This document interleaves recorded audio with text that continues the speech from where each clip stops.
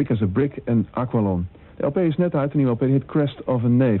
De groep speelde onlangs in Nederland. Dat was 14 oktober in het Haagse Congresgebouw. De belangrijkste man van de groep is Ian Anderson. Een beetje slordig gekleed en wat excentriek. En bekend vooral door zijn opvallende poses op het podium. Als een ooievaar staat hij zijn dwarsfluit te bespelen. Wij waren daar ook.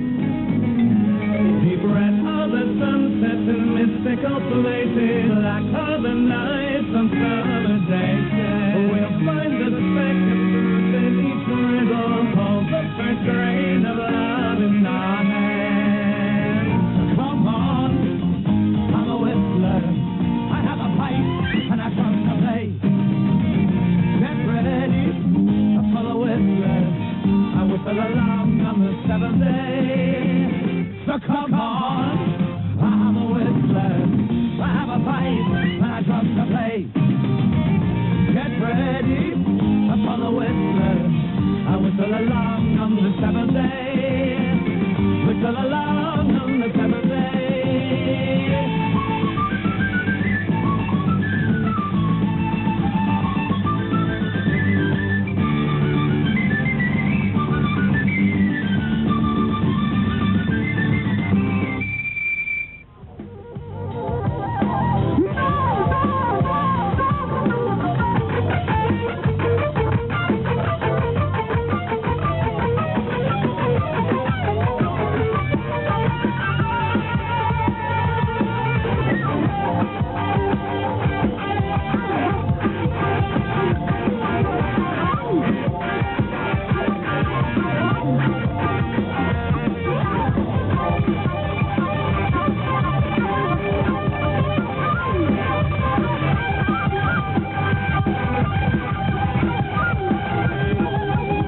How do you manage to keep on going all the time?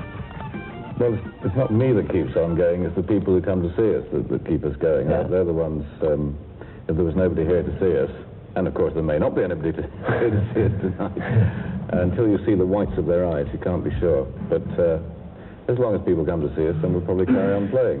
So you have a very faithful audience. Yes, but it's not always the same people. I mean, we seem to always have new people every year, some, younger people coming in. But how do they get in touch with Tull? There's no media publicity. Don't know. Very confusing, isn't it? I do ask them, and yeah. I mean, they say, oh, well, we heard about Jethro Tull 3 years ago. Yeah. I mean, you ask some 18-year-old kid, how do you know about Jethro Tull? The answer is, well, I just heard something. I heard it in somebody else's record, or somebody else played me the music, and then they get interested and they go and buy a few records. And so I go on, and I'm very selfish. I go on and I play for me. I go on there because I want to have a good time. And that seems to me the best way of doing it. If I go on and try and please the audience, then I would become an actor or a theatrical person. When I go on and try and please me, and then I try and please the other guys in the group, and then finally, we might think about the audience. But I think the audience recognize that if you're honest, if you're playing for yourself, if you're looking for your own enjoyment, then it's more likely to pass that enjoyment on to them too. Certainly, yeah. If something doesn't quite go right on stage, then that's a terrible moment. But then maybe 10 seconds later you have a really good moment because something goes really right, It's a lot of ups and downs. But that's not meant to be a flippant answer, it's the truth. I mean, I get really depressed if something goes horribly wrong on stage. And even more depressed when somebody says to me after the show, hey, you were great tonight. And I say, no, I wasn't, I was terrible. It was a terrible mistake. And they say, we didn't hear that. And then I want to kill them because I say, why didn't you hear it? I mean, it's very depressing when you make mistakes and people don't even notice, Send me back down the years of my days of my youth.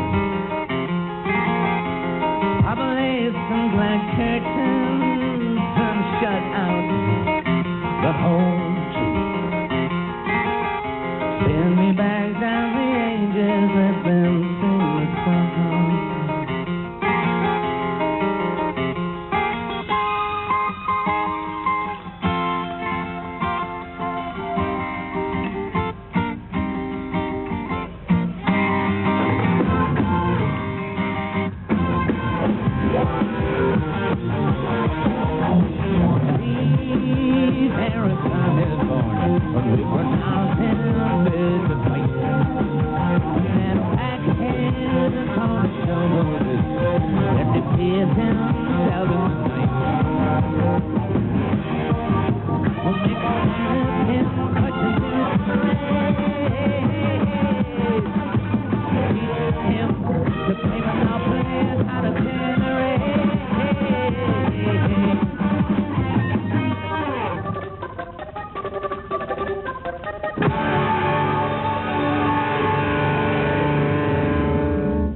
question, one force you to compare the early Tull, let's say from 50 years ago, with Tull now. What's the difference?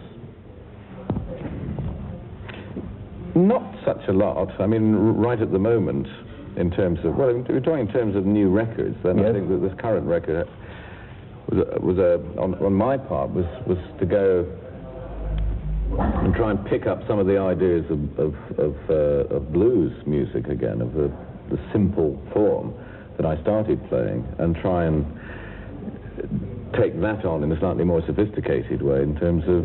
You mean the blues music from This Was, from your first album? Well, you know, the elements that were in our albums from This Was up until probably Aqualung, were elements of blues music in there in terms of riffs and the way the scales that we employed, the way the melodies worked in relation to, you know, harmonic sort of backdrop. It was something that we worked on back then, and then we kind of started looking at other influences of classical music and jazz and folk music and so on. How long do you intend to go on? What do you think? Well, I don't really think beyond the next couple of years, but when I first started playing music, the typical life of anybody in music was, you know, a year, 2 years. You know, that was how long you last. You maybe had 2 or 3 hit singles and then down you went. Yeah. Remember Duran Duran? Remember Howard Jones? It still happens today. I mean, it's come full circle. It's like that again. That poor old Nick Kershaw playing the working men's clubs. You know, it's awful. But that's what happens. See, nowadays, record companies and managers, they push their artists. They want success tomorrow, and they want so much so quickly, and they don't let people develop at their own pace. Because that's one thing I was very concerned about when we became successful. I didn't want to be too big. I wanted to be able to just kind of go slowly. But you were really very big during the mid-70s. Yes, but not nearly as big as we could have been if I'd done what our manager told us to do. Going back to what I was saying, when I first started, I thought 2 years was the limit. Then after we've been doing it for 2 years, I thought, well, maybe, you know, we could go on for 5 years, you know, and then 5 years turned into 20 years. So now it would seem that the limit is not how long you can keep people with you, or how long you can be inventive musically, or how the limitation is purely that of age, and the physical limitations are going to set in for people like Mick Jagger and David Bowie and Ian Anderson and everybody else. It's going to happen in 10, 15 years' time, because it's going to be very hard for Mick Jagger, who already is getting a bit, you know, bit sort of scrawny around the neck, and, you know, it's going to look pretty silly in 10 years' time, you know. Yeah. There is a point where age does catch up on you.